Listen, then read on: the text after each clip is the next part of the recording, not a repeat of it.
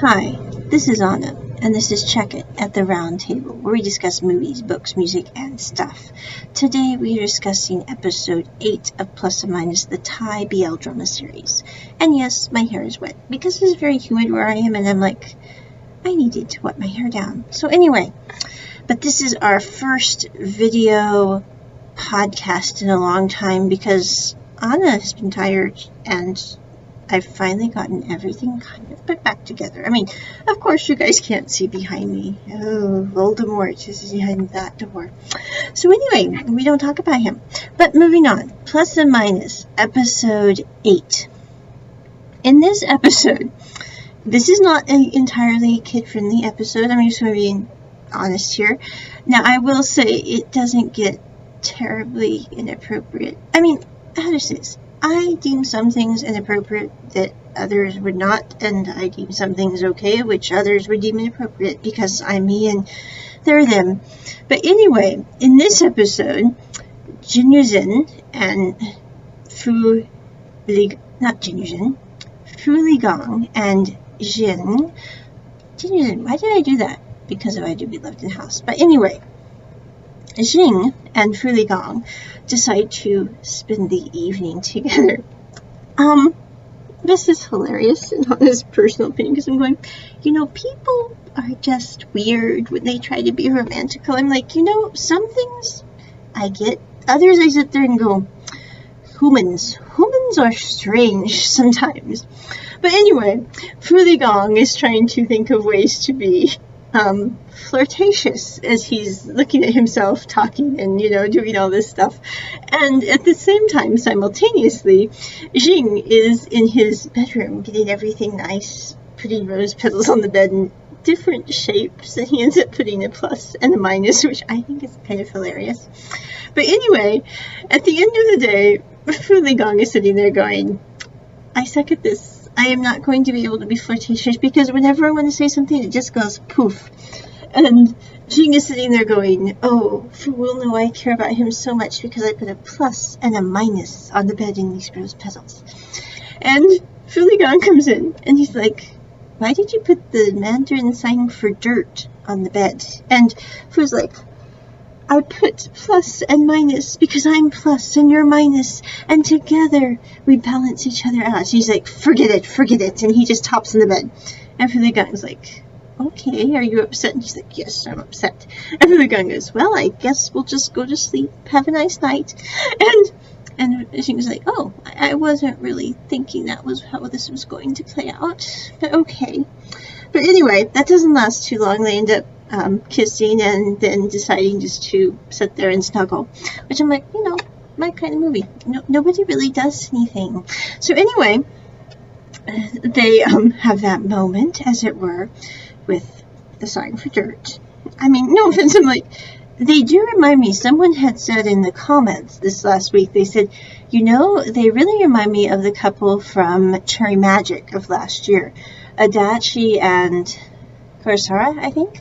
And I was sitting there, I'm going, they're absolutely right, because they're one of the few couples I've seen in a BL drama who, they really are so open-hearted and innocent in a way. I mean, I know that these guys are in their late 20s. I totally get this. I know they're fully adults, but still there's an innocence and childlike nature about both of them that I think is kind of fun to watch play out in this series, because they're so open-hearted about things. And also, I think the other thing that makes them a little different is neither one of them have really dated. So it really is like the first person they've ever liked.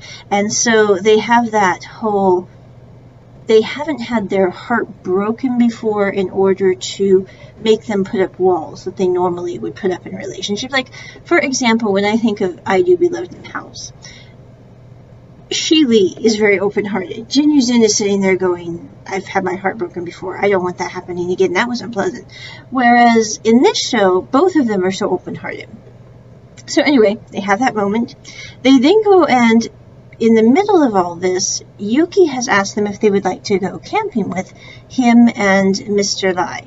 And so Mr. Lai and Yuki and Fu Ligong and Jing all go camping with Ling Ling. And Mr. Lai gets the tent up. It's all good.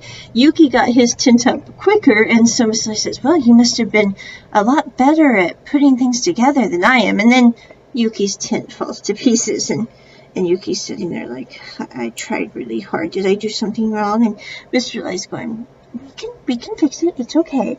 And so I think it's kind of interesting because Yuki, everyone thinks, Yuki's got it all together.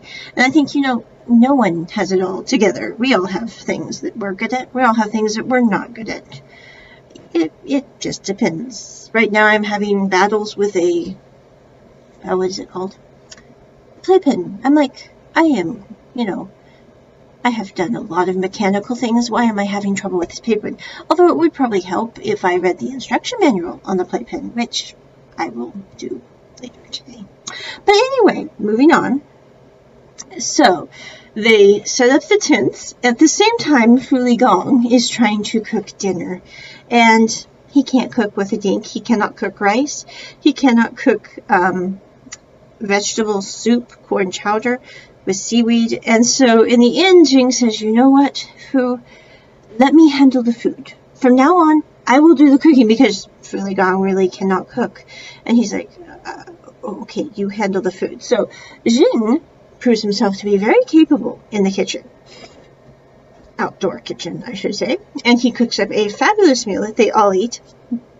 They then spend the evening, Mr. Lai, Yuki, Fu Ligong, and Jing just kind of chatting because Ling Ling, even though she wanted to see the stars, she fell asleep. And so she went to bed and they're just visiting. Well, then Fu Ligong and Jing go to their tent to conk, and Mr. Lai is sitting there with Yuki, and he says, he says, aren't you going to go get your sleeping bag, Yuki? And Yuki's like, you know what? You and Ling Ling can take the tent. I will sleep in the car tonight. And Mr. Lai sits there, and, I don't know, I'm like, I really like how he quietly approaches things. And he takes off his glasses, and he says, or you could sleep beside me and Ling Ling in the tent. What do you think about that, Yuki? And so Yuki's like, oh, that would be nicer than the car. So anyway, their relationship seems to be developing nicely. Now, by the end of the day, we also have a very strange situation where this woman comes into the law firm and she wants a divorce. And both Jing and Fu Ligong say, okay, why do you want divorce? Because in Taiwan, you have to have a reason, like your spouse abused you or had an affair or you had an argument. And she said, do I have to have a reason? I just don't love him anymore. And I have a pension, so I do not need his money. And our children are raised, so there's no need for me to stay in a relationship when I do not care for this person anymore. And so both Jing and Fu Ligong are kind of troubled by this whole situation because they cannot figure out why someone would fall out of love with another person for no apparent reason, meaning there hasn't been a break or an argument or something like that. But I think that for those of you who have read The Prophet by Khalil Gibran, there is a chapter in The Prophet all about this, or a section in The Prophet all about this, about a woman who everyone judged harshly because she ended up leaving her husband and going to live with this other guy. And at the end of the day, she said, my husband took care of all my needs that I had. He, paid for my food, my lodging, my clothes, everything. Because in that time period of the story in Khalil Gibran, women really couldn't go out and make their own living. And she said, but he didn't take time for me. He didn't see me as a person. He saw me as some kind of object to put on his mantle, as they say in Room with a View, the old one. I don't know about the new one.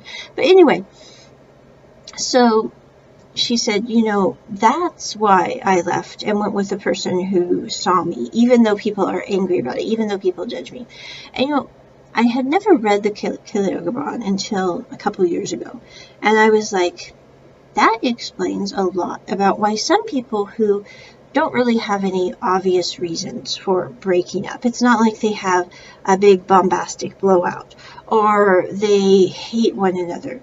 It's just like one of them or both of them quit seeing the other person. It reminds me of that scene in Runaway Bride when Richard Gere's character is sitting there with his ex-wife, and he said, what happened to us? Why did we break up? It's been so long, I really can't remember. And he says, did I do that thing? Did I just not see you anymore? And his ex-wife sits there and goes, yeah, that was it. You quit seeing me, and that's why our relationship didn't work anymore. Because, you know, if one person quits seeing the other person as a person, then there's going to be personal problems.